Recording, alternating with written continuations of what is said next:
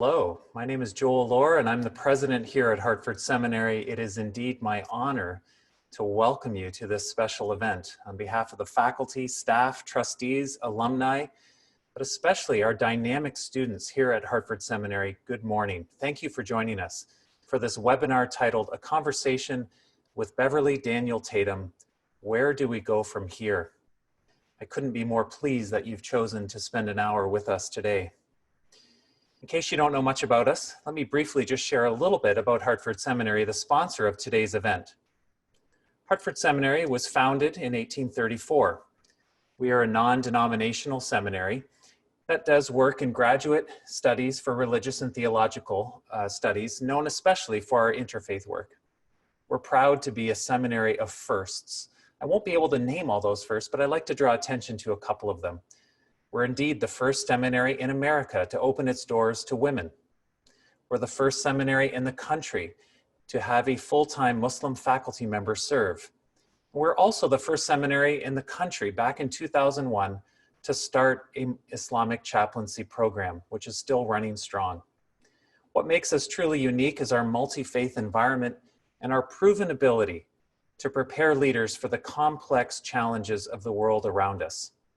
We're a place of education and reconciliation, where people of different faiths and perspectives come to learn with and from each other. We're also especially proud of our Black Ministries program, run by one of our conversation partners today and moderator, Dr. Benjamin Watts, who I will introduce first. The Right Reverend Dr. Benjamin K. Watts is a 1995 graduate of Hartford Seminary, where he received his Doctor of Ministry degree with distinction upon submission of a project titled Understanding and Using Afrocentrism in Strengthening and Revitalizing the Mission of the Black Church, Analysis and Models. Dr. Watts is a 1986 graduate of the Yale Divinity School, where he received his Master of Divinity degree. Dr. Watts completed his undergraduate work at Selma University in Selma, Alabama, and Alabama A&M, receiving a BA in psychology with a minor in philosophy. Dr. Watts is the director of our Black Ministries program and a faculty associate in religion and community life. He's worked hard to understand the relevance of race and culture and marginalized communities beyond their religious hegemony. Dr. Watts is also, I should add, the senior pastor of Shiloh Baptist Church in New London, Connecticut, where he has served for more than 26 years. He was elevated and consecrated to the sacred office of bishop by the International Bishops' Conference in 2008. He's a member of the churches covered and connected in covenant. Dr. Watts offers courses here at the seminary, and you should sign up for some of these, take them. The Essential Writings of Howard Thurman, Black Theology, Pastoral Counseling, Ministry in a Multicultural World, which is co-taught with the esteemed Dr. M.T. Winter, and The Art of Preaching. I couldn't be more proud to call Dr. Watts a colleague and friend. Thank you for leading our conversation today. I'm also going to introduce our main speaker for today, and I'm honored to do so. Dr. Beverly Daniel Tatum is the President Emerita of Spelman College, a clinical psychologist well known for both her expertise in race relations and a thought leader in higher education. She's the author of several books, including the best-selling Why Are All the Black Kids Sitting Together in the Cafeteria and Other Conversations About Race. I would like to point out that this book is now over 20 years old, I think 23 years old, and the last time I checked it was number 7 on the Amazon bestsellers list. I'm in that Amazon world trying to sell books, and mine are like, you know, I'm happy if I break 100,000, you're in the top 10. That means you're selling thousands of books per day. Obviously a very important book that 23 years later, I believe, this book is still a bestseller and so important. We couldn't be more honored that you're with us. Sorry for that interlude. I'm going to continue with the bio. She has other books as well. One called Can We Talk About Race and Other Conversations in an Era of School Resegregation. Dr. Tatum is a sought-after speaker on topics of racial identity development, race in education, strategies for creating inclusive campus environments, and higher education leadership. In 2015, Dr. Tatum was awarded the prestigious Brock International Award in Education for her innovative leadership in the field. A A fellow of the American Psychological Association, she was the 2014 recipient of the APA Award for Outstanding Lifetime Contributions to Psychology. These are not just words on a paper. These are amazing achievements. We're so proud that you're here with us today. Dr. Tatum has a BA degree in psychology from Wesleyan University, a Master of Arts and PhD in clinical psychology from the University of Michigan. And what some might not fully know is that Dr. Tatum also has a Master of Arts degree in religious studies, not a certificate, but a full degree while you were working as a professional, completed a Master of Arts right here at Hartford Seminary. Hopefully we'll hear a little bit more about that as we progress. Over the course of her career, Dr. Tatum has served as a faculty member at University of California, Santa Barbara, Westfield State University, and Mount Holyoke, not far from us here. I believe that's where you were when you did your degree here at Hartford Seminary. Prior to 2002, your appointment as president of Spelman, Dr. Tatum served as the dean and acting president at Mount Holyoke, and in spring of 2017, she was the Mimi and Peter E. Haas Distinguished Professor, visiting professor at Stanford. She's married to Dr. Travis Tatum, and the two are parents of 2 adult sons. Not long ago, in December of last year, I had the privilege of sitting in Beverly's home for a meal in Atlanta. Not only was her and Travis's hospitality exceptional and warm, thank you, it was a wonderful evening. You were so kind to have me into your home. But near the end of the evening, Beverly took me out to look over the Atlanta skyline, which was visible from her home. As we looked over that city in that beautiful evening light, I pondered in my heart everything that she and fellow Hartford Seminary alum, Ambassador Andrew Young, had done for that great city. And Ambassador Andy Young was with us that evening. It was a wonderful moment for me. But I looked out over that city and I thought about all of the amazing things that you have done for our country and for that city. And it made me so proud to realize in that moment that you are part of Hartford Seminary family and that you are both alumni of this place. Before I pass things over, I'm going to say one quote or share a quote with you. I'm going to recede into the background and let you and Dr. Watts have a conversation. I will be here if you want to bring me in, although I'd rather just listen and learn, but I will be here if you want me. There's a quote here that I found from Jen Shakeshaft, Director of Strategic Initiatives and Professional Development at the National Coalition of Girls School. She says this about Dr. Tatum, so appropriate for our moment. At a time when our country feels ever more divided and at odds, yours was a measured, thoughtful, and quietly powerful voice that we all needed to hear. Indeed, when your session ended, my first thought was, if everyone in the country just sat down and listened to Dr. Tatum for an hour or two, everything would be so much better. That is a huge ask today, that everything would be so much better. But I hope that if we can get even a small way there, we will be changed. And so thank you for that. Please, everyone, hard to do on a webinar, but please join me in welcoming Professor Benjamin Watts of Hartford Seminary and alumna, Dr. Beverly Daniel Tatum. Thank you so much for that wonderful introduction. Thank you. So glad to have you with us today, and I hope that our conversation will be invigorating and interesting. We've got a number of people who are on the line who entered this dialogue in different places, and I'm just so grateful to President Lohr for facilitating this dialogue, and he's been a wonderful gem here at the seminary and opening up these types of conversations. And we're grateful to have you as an alum coming back and sharing with the Hartford Seminary community and all of the pastors and teachers and leaders throughout the country. I want to kind of first, before we begin to dive into the subject matter for our engagement, I just want to give you a chance. Tell us about why you came to Hartford Seminary in the beginning, way back in those days. I know your pastor, who is also a graduate of Hartford Seminary, was kind of steering you in that direction to answer some questions. That's Reverend Dr. Edward P. Harding Jr., my good friend and brother. Would you share with us a little bit about that? Sure. Well, this goes back to the 90s, you know, when I was a professor of psychology at Mount Holyoke and teaching a course on the psychology of racism, but also raising two young boys And we had started attending Reverend Harding's church in Springfield, Massachusetts. And I was also in the midst of, teaching and, raising a family and getting involved in that worship community. I was also leading workshops with a colleague of mine, Reverend Dr. Andrea Avazian, who is a white woman, and she and I did Unlearning Racism workshops together.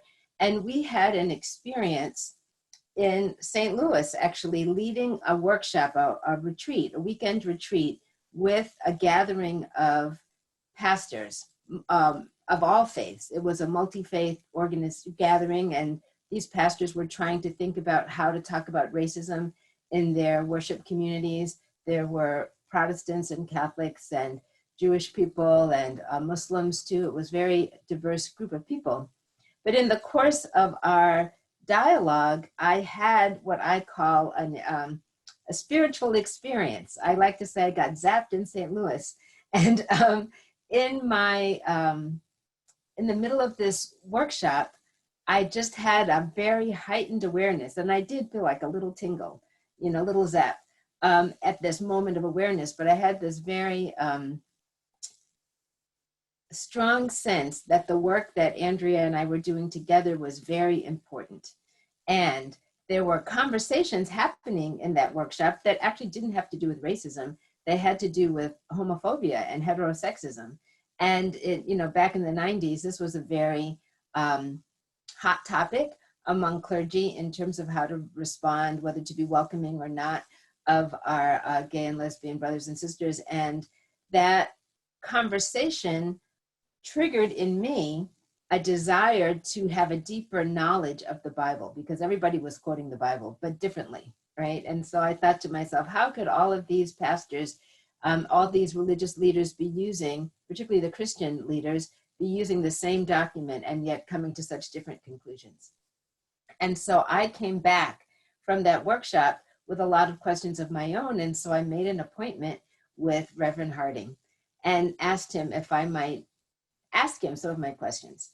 Well, he was happy to meet with me, and as a good pastor would, and we started several conversations, which led to, I asked him to point to the biblical references that everybody was quoting, because I was not at that time particularly biblically literate. And so I started reading the Bible. And as I started reading the Bible cover to cover, I had other questions about things I read in the Bible. Passages like slaves obey your masters, passages like women shouldn't speak in the church, and wanted to engage with Reverend Harding around these questions. He was very generous with his time. We had a lot of deep theological conversations, and that really sparked my interest in wanting to be better able to read biblical texts and understand them for myself, rather than have somebody interpret them for me. And I should mention that I was a faculty member at the time, but I was also that particular year having a sabbatical. So I had a lot of more spare time than I would ordinarily have to dive into this reading. And after a period of time, Reverend Harding suggested that maybe I would find value in taking some courses at Hartford Seminary. So he introduced me to the person who was the admissions director at Hartford Seminary at the time, Reverend Dr. Barbara Headley. Some of you might know that name.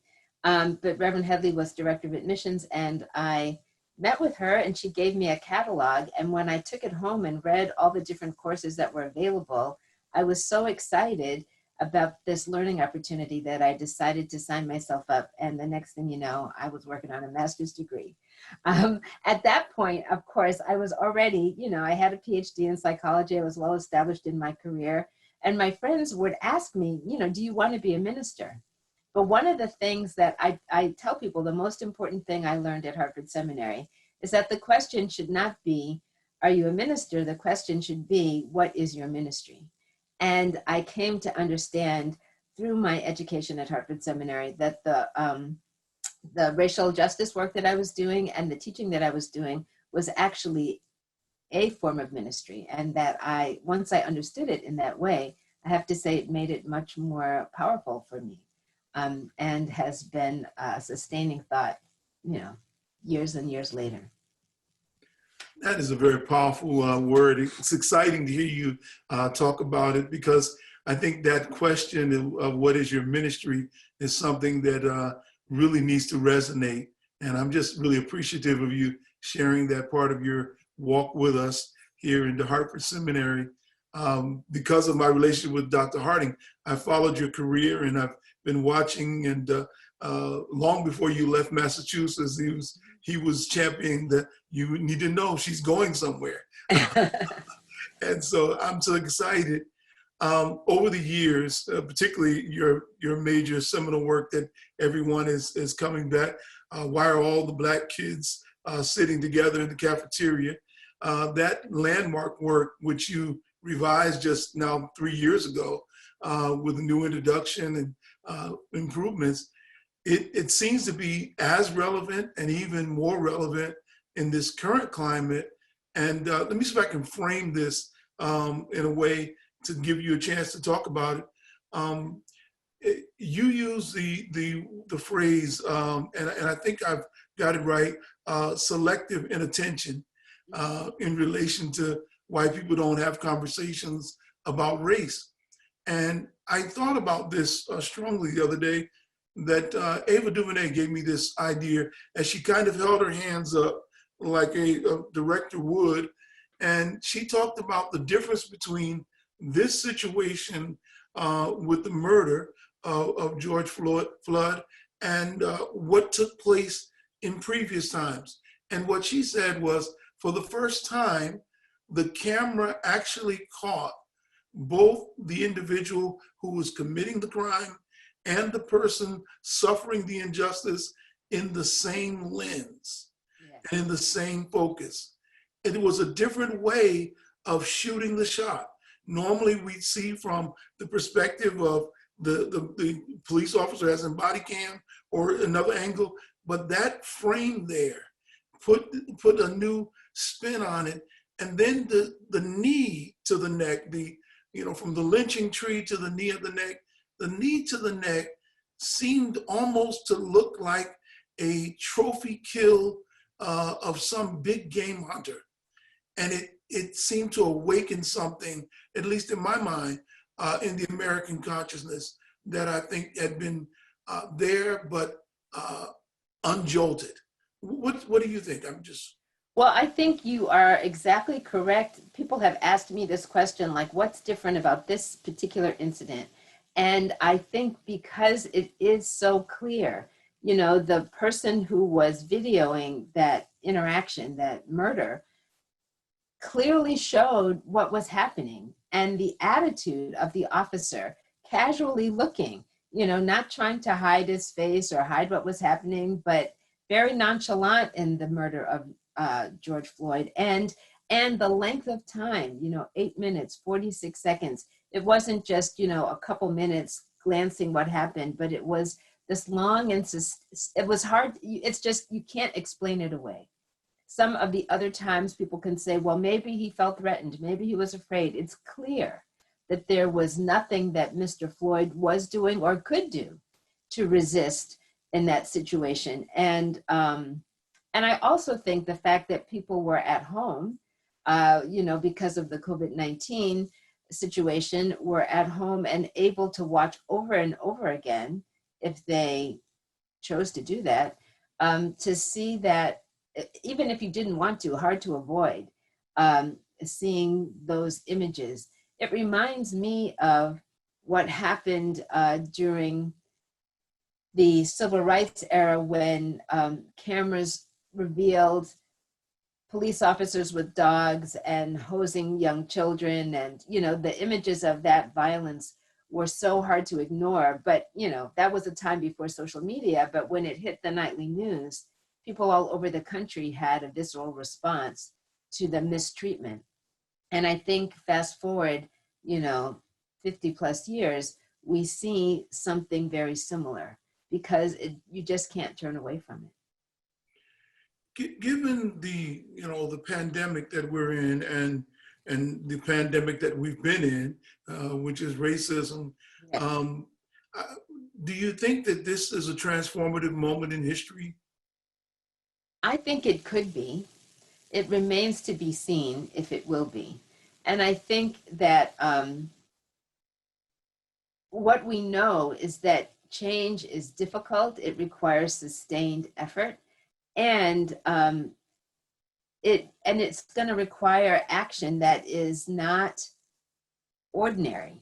You know, if we do our ordinary things, we will get our ordinary results. You know, if you do what you always did, you'll get what you always got. So it's going to require different actions.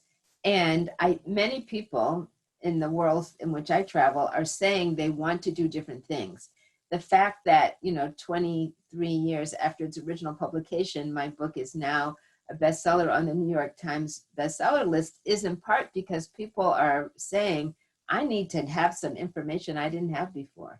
I need to read something I didn't read before. And if that is sustained, I think it can lead to significant change. But I think it's really an important question. I think about the book, Dr. King's book, Where Do We Go From Here? Chaos or Community? And the closing sentence in that book says, this may be our last chance to choose. Chaos or community. And I think each of us daily can make a choice. Is the choice I'm making leading toward community, or is the choice I'm leading perpetuating the chaos we live in right now? And so if enough of us make the daily choice to make the community choice, we'll see change. I think the question is still open. I think you're right.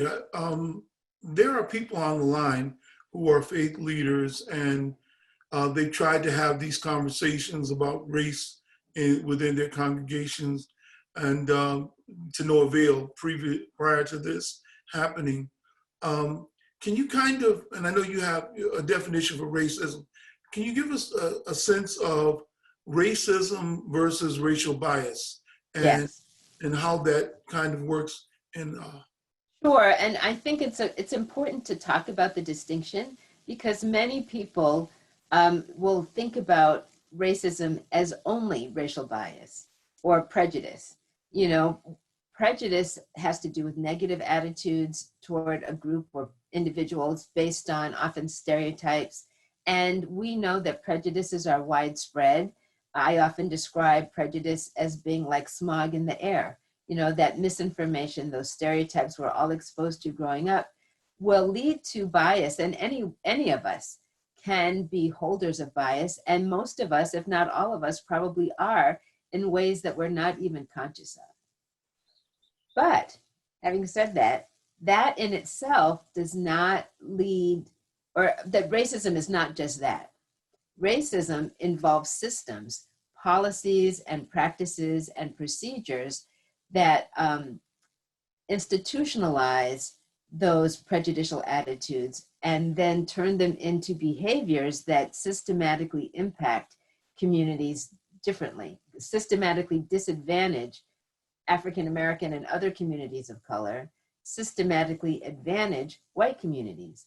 And that systemic advantage can, because it's so built into our system, so well oiled, it's so much a part of the fabric of our society, that you can be a person who does not feel as though they have individual racial attitudes. Someone might say, I love everyone, I don't have prejudices, or not very many, and I try to purge the ones I have.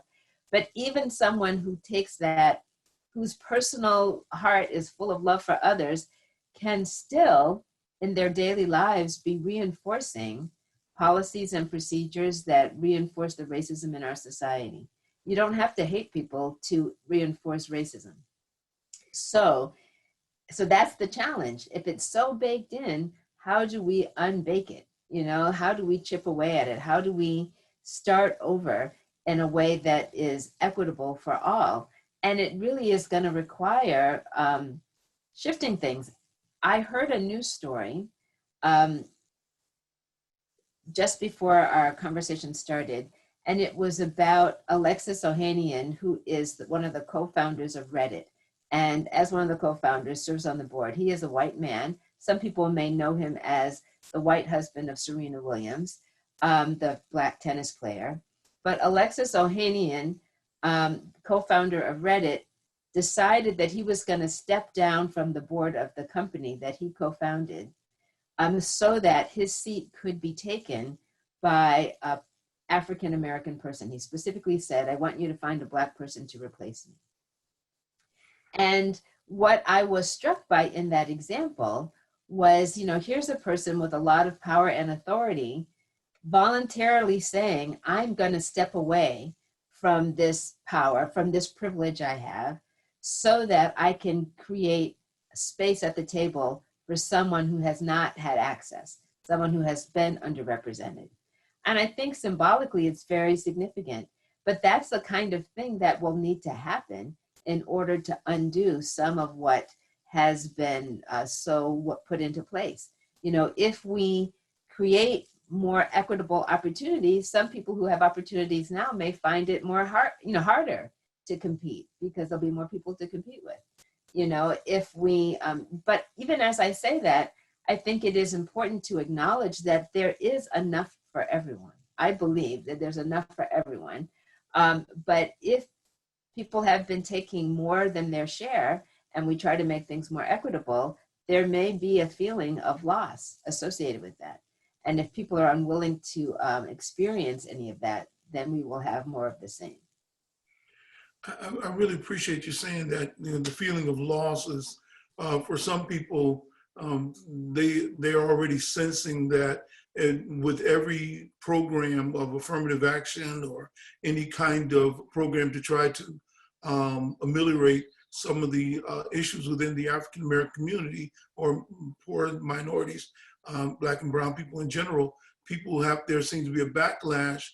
I'm wondering, for those that have not read your book and don't know where your thinking is on this, it seems to be important to explain to people who don't think that they have lived with privilege, where some of the privilege come from, like in redlining and housing and some of those. I think that would be important to share so that they can share it. Sure. Well, let me tell you that I know that the term white privilege has been a trigger term for some people, meaning that if you grew up as a white person in our society, maybe you grew up in a low-income family, or maybe you grew up in a difficult circumstance because of your family arrangements, whatever it might be, you might say, I am not a privileged person. I didn't have it easy. I've struggled. I've had to work hard to achieve the things that I have achieved. And it's hard sometimes for someone who has that point of view to recognize that privilege is not about, did you have a silver spoon in your mouth when you were born? The term refers to the benefits that come from simply being white. The benefit of the doubt is, I think, the biggest privilege. The benefit of the doubt when you walk into the store, people don't assume you're going to steal something. They're not following you around. You're not being racially profiled. The benefit of the doubt in terms of walking into a hospital and being confident that people are going to respond to your symptoms and give you the adequate treatment, as opposed to what even the American Medical Association has pointed out as systemic bias in the treatment, particularly of Black people, in terms of, pain medication and treatments when somebody's in the middle of a stroke or whatever. There's documented evidence, data, that shows that the treatments are not always equitable in that way. But I have recently read a book in which the author's name is Nolan Cabrera, and the title of the book is White Guys on Campus. And in that book, he says, the term that he's been using is not white privilege, but white immunity. And that white immunity is a term that he finds that his white male students can better identify with. And in some ways, I think it is a better term because it speaks to the fact that whiteness makes you immune to certain kinds of experiences. Whiteness means you're not going to be pulled over while driving simply because you're white. It means you're immune to the kind of police violence that we see so often being inflicted on Black people in particular. Though also indigenous communities, I want to say, are also subject to similar kinds of violence in the places where, there's a significant indigenous population. What we do know is that that immunity means you're likely to live longer. That immunity means that you're going to have greater access to employment opportunities. That means you're immune to the kind of discrimination that interfere with access to opportunity that African Americans have. We see this now in the COVID-19 relief efforts. How many Black businesses have been able to access, Black-owned businesses, have been able to access the PPP money that small businesses have been getting? The data shows that they have been very much less likely to receive those relief funds, as an example. Thank you. That's very helpful. The immunity is a good way of putting it. The problem, I think, that in terms of wealth creation and housing, the fact that there is redlining where Yes. at one point, real estate was sold to particular people in a particular area, creating homogenous communities.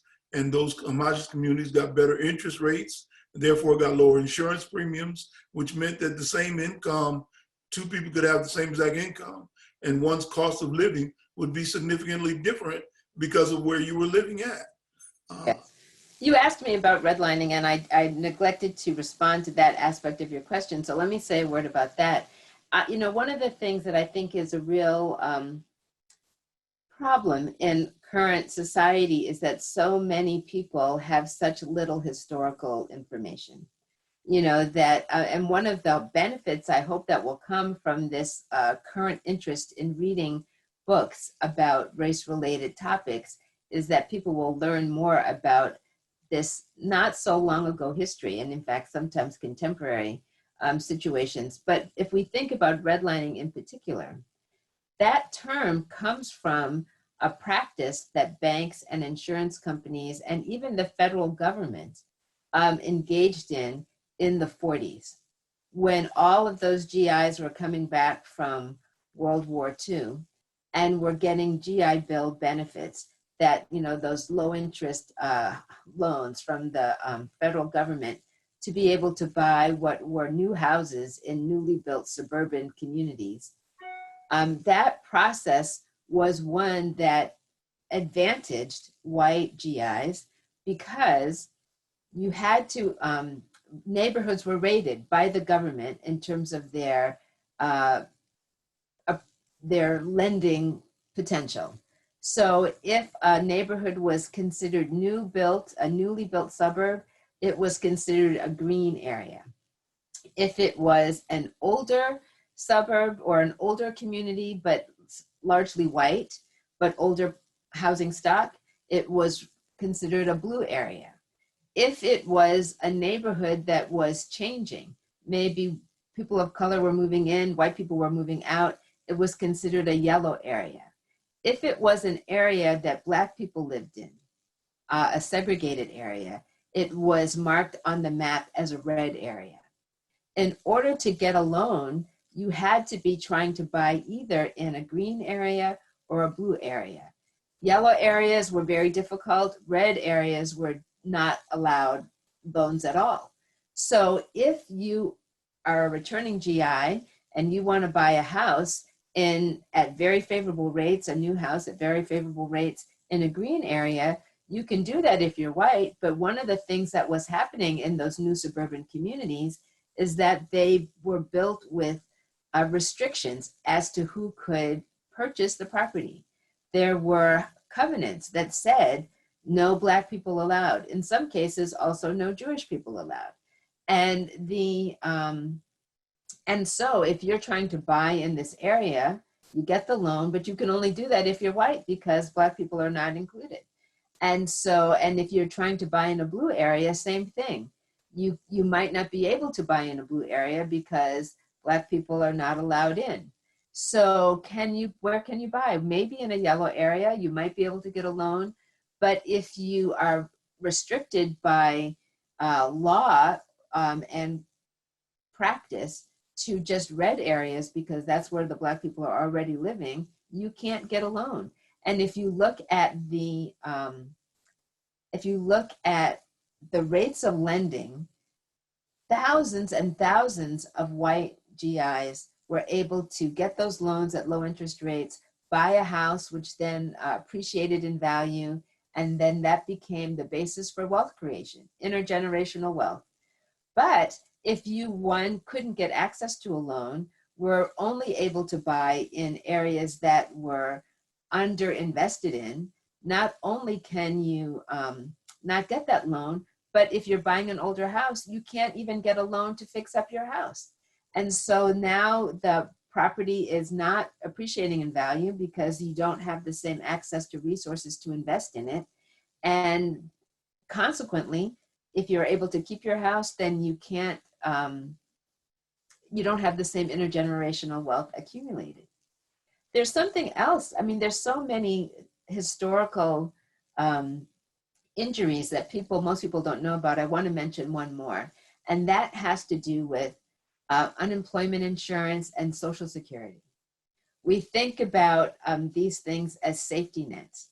And when those things were being put in place, again, at a time when it was really necessary, coming out of the Great Depression and the desire to create a safety net for so many people who were struggling, the legislature, the Congress, was unable to agree on how to do this, in part because the Southern legislators did not want Black people to benefit from these safety nets, because if they had resources, they might not be as easily exploited as sharecroppers post-slavery, right?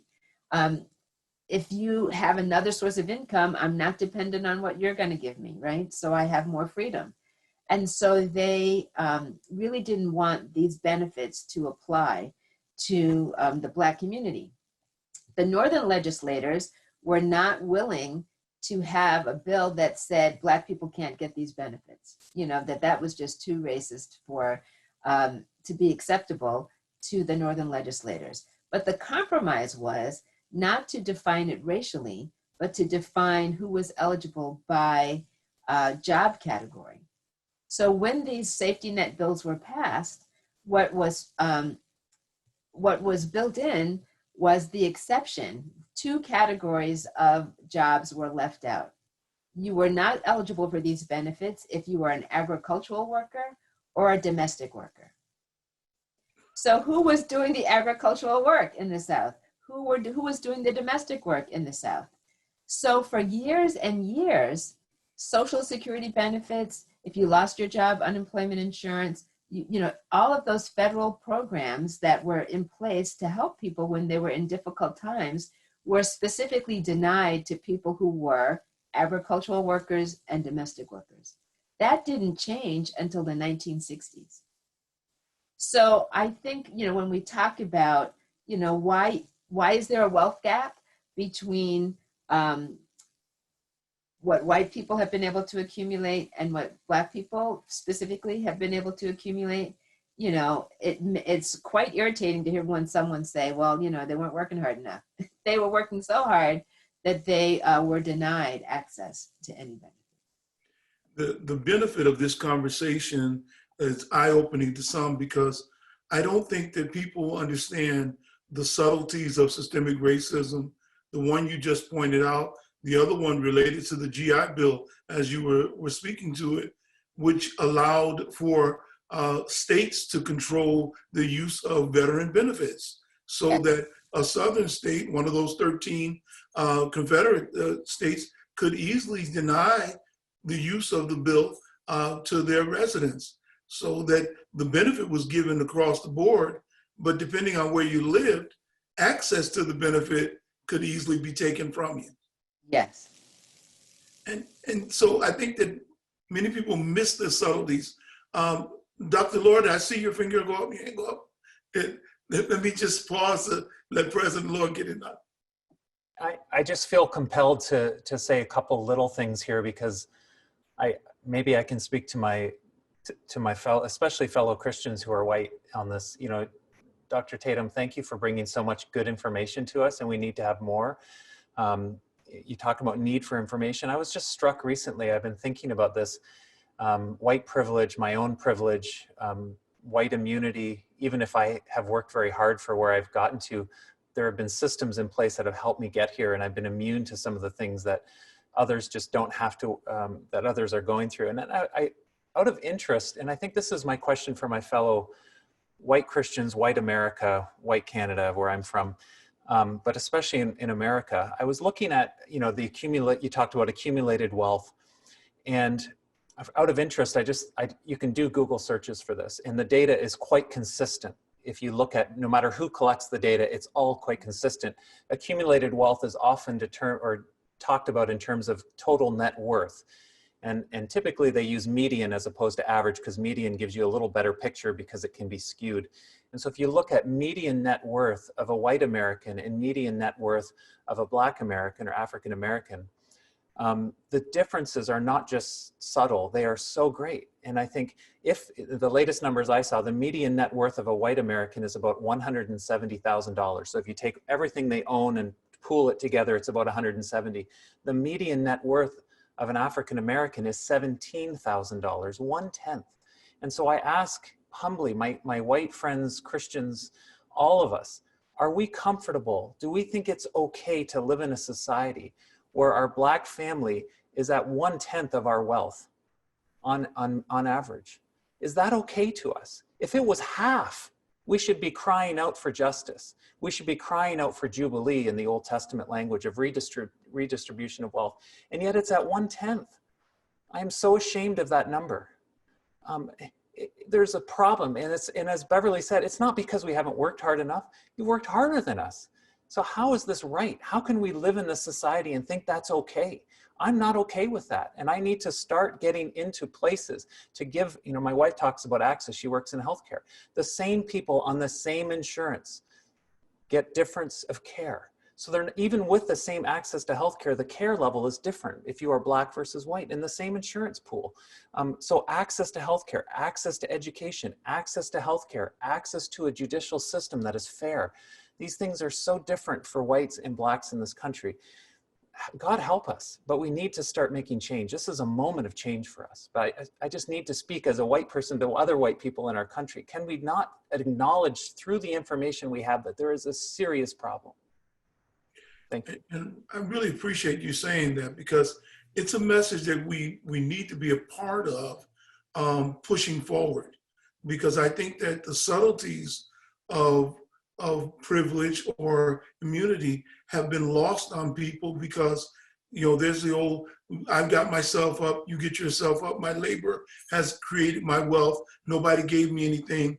But you didn't know that someone had their finger on the scale. And Aaron asked a question in the question and answer section, and I know Beverly has the answer, so I'll throw it to her. He asked about the subprime lending that went place in the bubble that burst in 2008.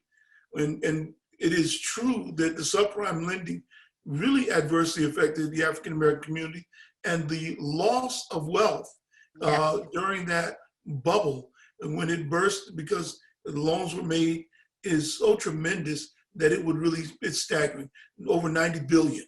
I think, go ahead, Dr. Joanna. No, you are exactly right. It was the greatest loss of net worth in Black and brown communities in history.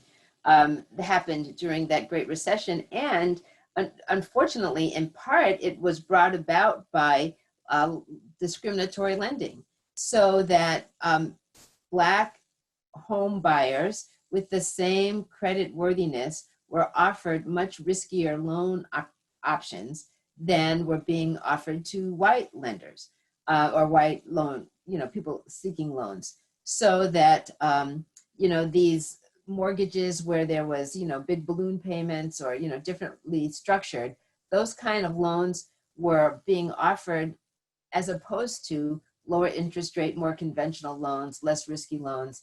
And of course, with the desire to be a homeowner, people found themselves in greater difficulty. And of course, when the recession came, as we see today, unemployment rates skyrocketing in the African American community at much higher rates of unemployment, even as today is the case in our COVID-19 related recession, much higher rates of unemployment.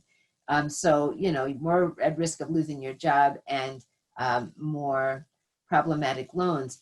But, you know, there's some great books, and one of them is The Color of Law, which talks about some of this housing practice.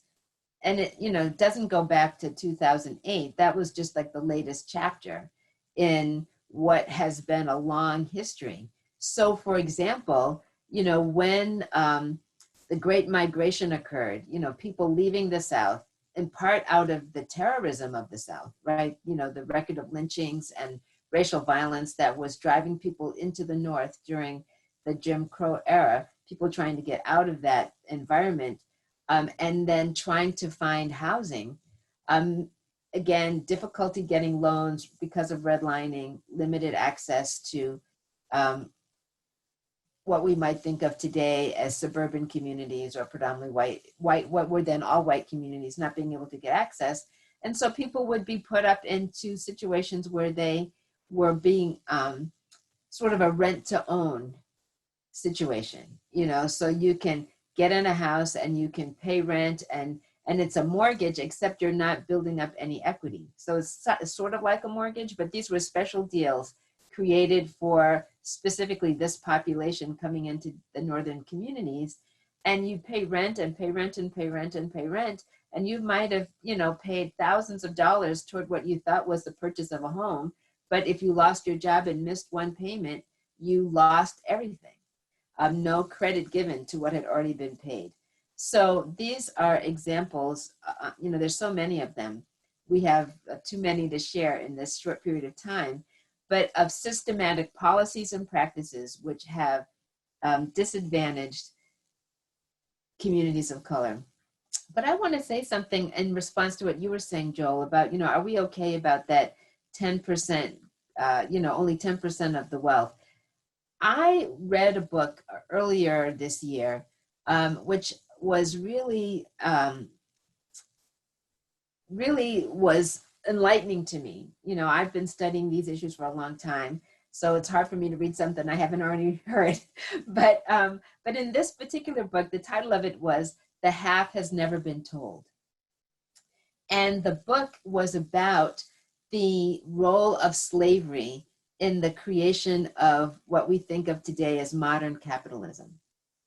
And one of the points the author made, again, to just repeat the title, and I'm not remembering the author's name, but the title is "The Half Has Never Been Told."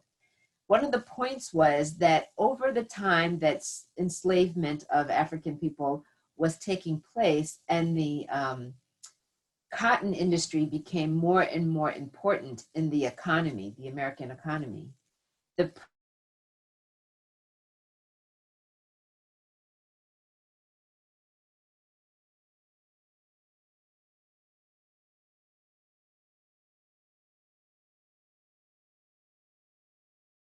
did that,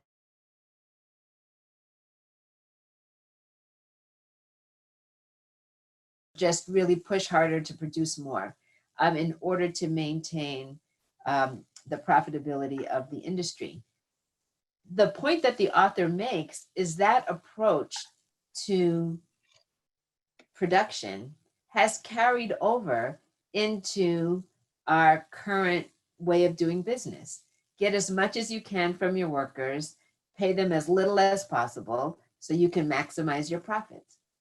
That is the fundamental model of how we do things.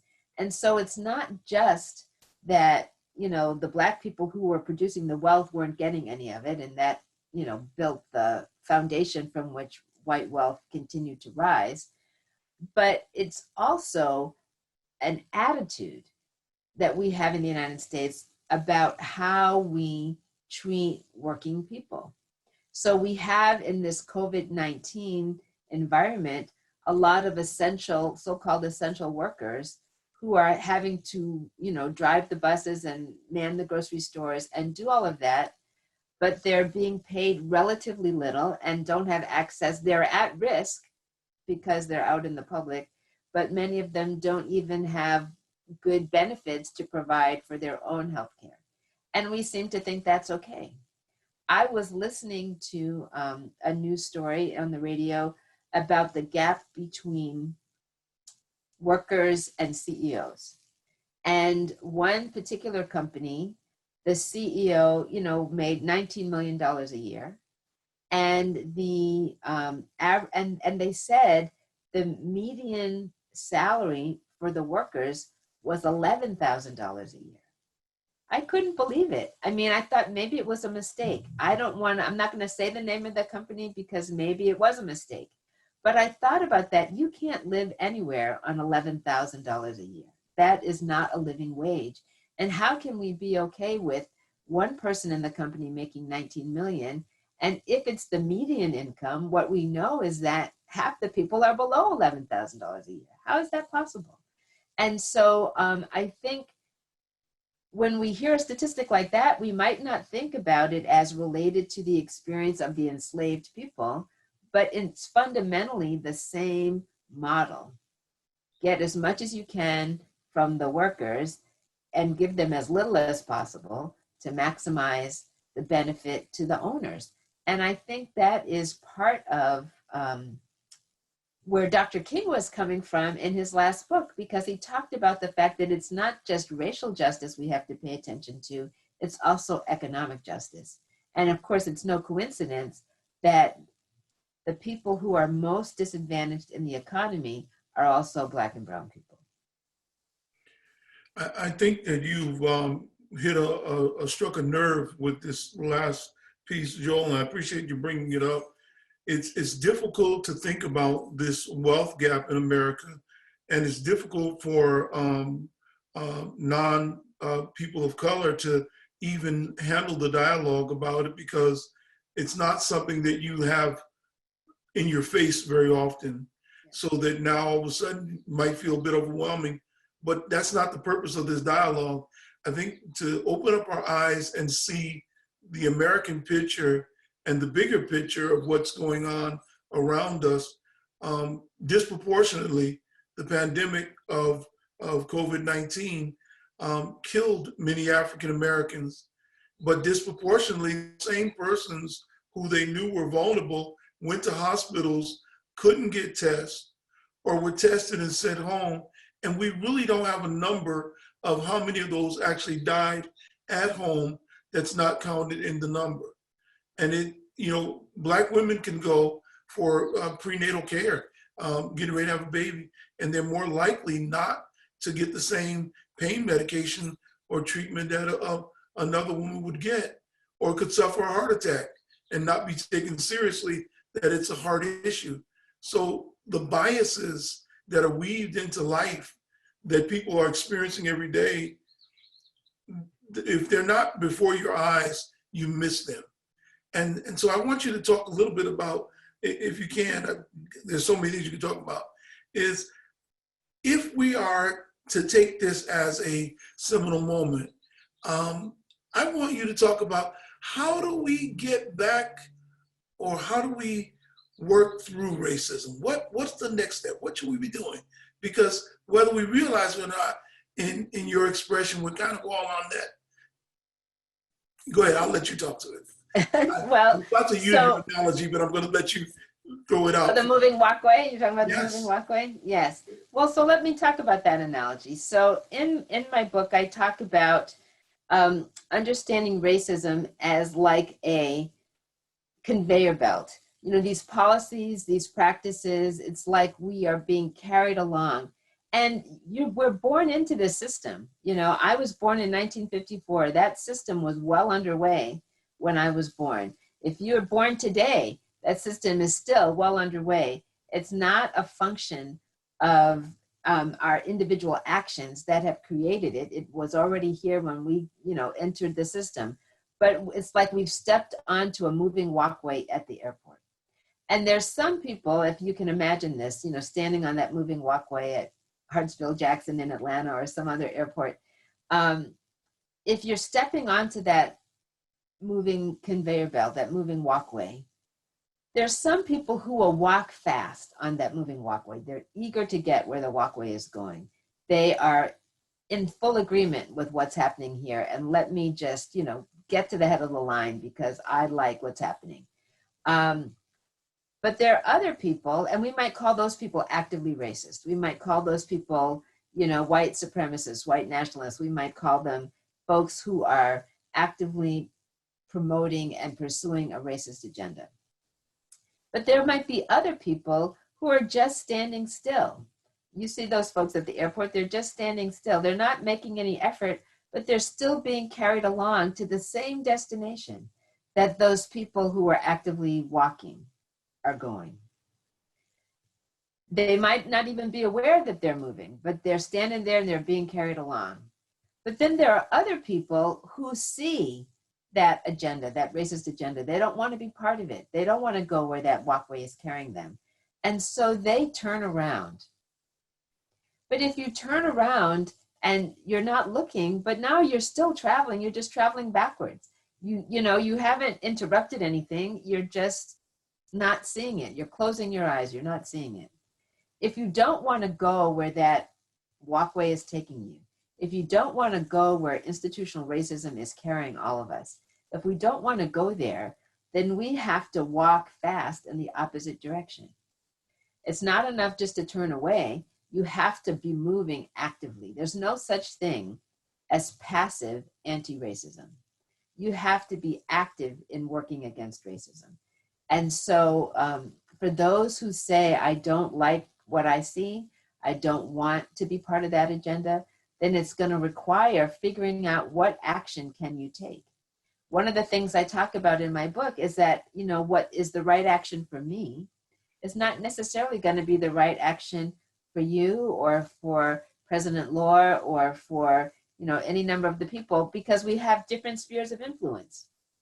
I influence people by writing my books and talking on this webinar, but other people may be like that business person, Alexis Ohanian, said, I'm going to use my influence by stepping off this board and making space for somebody else because I can do that. I have control over that. Someone else might say, I'm a teacher. I'm going to use my influence by the way I look at my curriculum. Is my curriculum reinforcing racist ideas or interrupting them?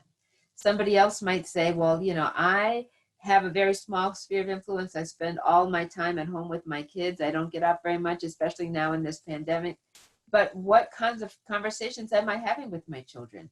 What are we going to read, together? What kinds of messages are they learning from me in the language that I use? So each of us has to think about how what is our sphere of influence, how we can use it, but ultimately everybody has a role to play in changing that system if that's what we're committed to doing. Thank you so much. I've got a couple of other things I want to hit to and a couple of questions. I want to be very mindful. We're out of time. But very quickly, because we just witnessed the extreme voter lines in Georgia and what can only be described as attempted voter suppression. Only can be described that way. State where you reside now. I'm wondering if you think, and I'm a little concerned that I hear people talking and worrying about not wanting to do mail-in ballots because they believe that there's going to be voter fraud. Does that to you sound anything like the old Southern strategy? Well, it does. I mean, there's no question to me that voter suppression is alive and well in the state of Georgia and other places. Certainly in the 2018 gubernatorial election, it was outrageous that the sitting Secretary of State, who was a candidate for governor, did not recuse himself, and that so many people were purged from the rolls during his administration as Secretary of State, people who should have been able to vote, who were being denied access to the vote. In this most recent example, 2020, I did vote by, I got an absentee ballot. My ballot arrived in time. I was able to deliver my ballot. I know based on the information I received from the, local election commission that my vote was received and presumably counted. But a lot of people asked for absentee ballots and never received them and were consequently forced to wait in long lines and got to places where the machines weren't working. In some places, the machines weren't even there. I mean, it was just crazy, crazy, crazy, crazy. And as someone said, you can't do it that badly unless you're really working at it. So so I think it is important for us to be paying attention. And, Stacey Abrams, following her failure to, not her failure, but not becoming the governor, started an organization called Fair Fight, which is focused on fair elections. But this problem of voter suppression is not unique to Georgia. And since 2013, when the Supreme Court essentially gutted the Voting Rights Act, the protections of the Voting Rights Act have really been laid very, they're gone basically. And so this is something that the federal, the Congress is going to have to reenact in order to ensure that we have equal access to the ballot. That said, I'm happy to say there's a lot of conversation here in Georgia and elsewhere about what can be done to ensure a fair election in November, because clearly it's going to be an important one. Thank you very much. I can tell you, I have a list of questions I didn't get to. I see 14 questions in the Q&A, and we value your time. I don't want to push you too much, but this has just been a very, very, very valuable moment. And I just really appreciate having this conversation with you. There is one thing you could do for us as you're leaving, because I think that you have a sense of as a person of faith and one who studied with us. David Grafton asked a question about the president going before the St. John's Episcopal Church and holding up the Bible. Are there any imagery there what does that speak to you? What does that say when you see that? I thought it was very disrespectful, and I'll leave it at that. I know we're out of time, but certainly, we have the opportunity, each of us, to choose chaos over community. What was so tragic about that moment was that the president, in his desire for that photo op, created more chaos, sending troops in on peaceful protesters. And so, everything we do either reinforces chaos or creates community. It was not a community building moment, and that's a shame. We thank you so much on behalf of the Hartford Seminary community and all of the hundreds that were online with us today. We just appreciate you and appreciate you as a gift to the world and as a gift and friend of the seminary. We could not be more grateful for the time you've extended to us. President Laura is holding up his hands, and we are Yes. in namaste together, and our prayers go with you as you share your wisdom. I know there are many more appointments that you have, but we're glad you made some time to talk to us here at Hartford Seminary. Well, I am a proud graduate of Hartford Seminary, and I want to thank President Laura for creating this opportunity, and for you, Reverend Dr. Watts, for your wonderful moderation. Thank you so much. Thank you. Thank you to all of you for joining us today. Again, thank you to Susan and Steve for your work, and we appreciate you joining us. And with that, we will sign off. Blessings to all.